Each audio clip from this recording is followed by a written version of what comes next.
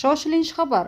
Xonanda Dilfuza Ismoilova haqida yana bir jiddiy va muhim ma'lumot e'lon qilindi.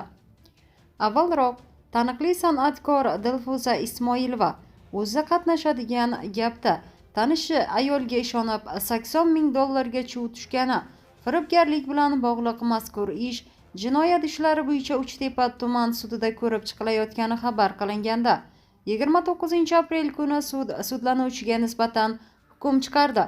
Qalampir.uz sud hukmi bilan tanishdi.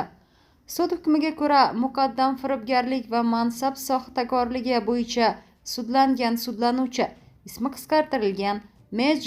bu safar ham Jinoyat kodeksining 168-moddasi, firibgarlik 4-qismi A bandi va 228-moddasi, hujjatlar, shtamplar, muhrlar, blanklarni tayyorlash, ularni qalbakilashtirish, sotish yoki ulardan foydalanish, 2-qismi B bandida nazarda tutilgan jinoyatlarni sodir etganlikda aybli deb topilgan.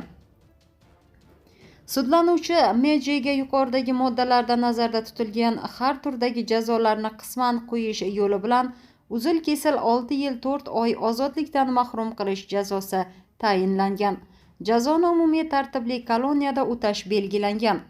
Shuningdek, sudlanuvchi M.J.dan jabrlanuvchi Dilfuza Ismoilova foydasiga 80,000 AQSh dollari hukm chiqarilgan kundagi so'mga nisbatan qiymatda, ya'ni 1,35,848,000 so'm yetkazilgan moddiy zarar miqdori undirilishi belgilangan.